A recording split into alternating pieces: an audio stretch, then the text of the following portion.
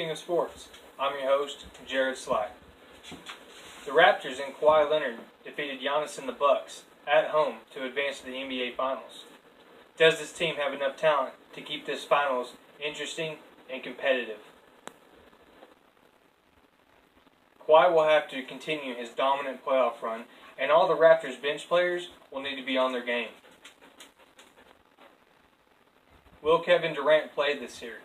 I thought whenever they played their series against Portland, the Warriors were just giving KD some rest to gear up for the finals.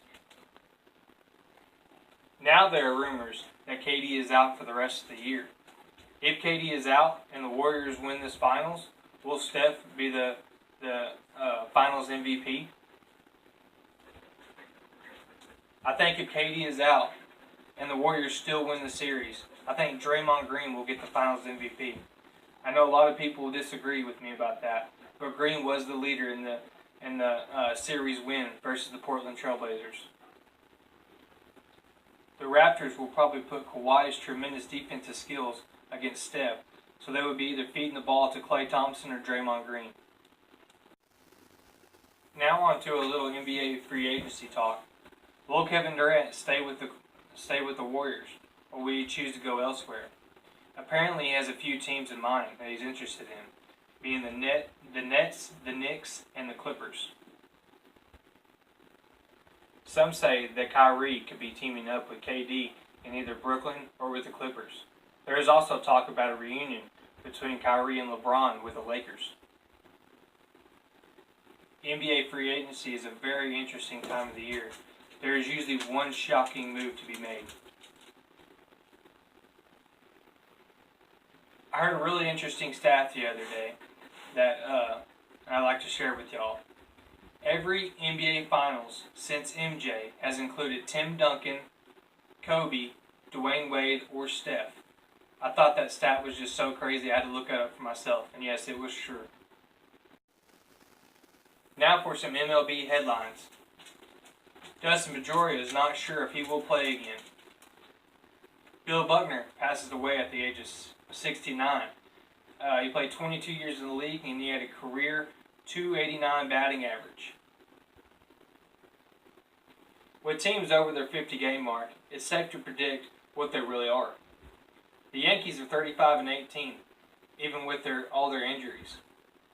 And the Red Sox are getting really hot bats and starting to look like the championship team from last year. The Twins have had the best year offensively, and they have the best record in the league. And the Cleveland Indians, they have a great pitching, and they have a lot of potential to make a great run. The Houston Astros, in my opinion, have the best team in the American League. They have talent everywhere, and have the most balanced team. The Texas Rangers.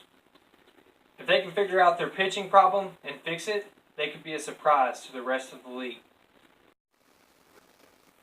Let's talk about some AL MVP candidates. I'll give you 3 potential MVPs. Number 1, Mike Trout. Argue if you will, but you'd be wrong.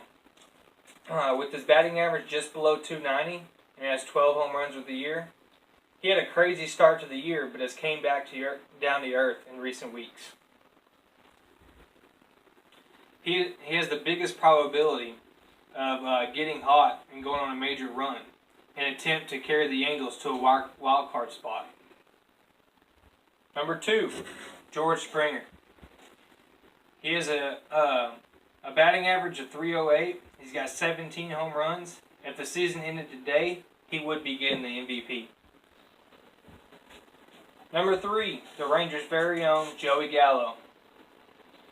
Gallo has 15 home runs and a .280 batting average. He's leading the American League in OPS with 1.075 and an on-base percentage of .425. If he continues to have his career best season, he could very well be your American League MVP.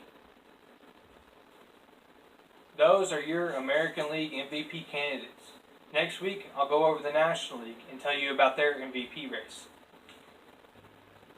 Thank you for tuning in to Speaking of Sports. I'm your host, Jared Slack.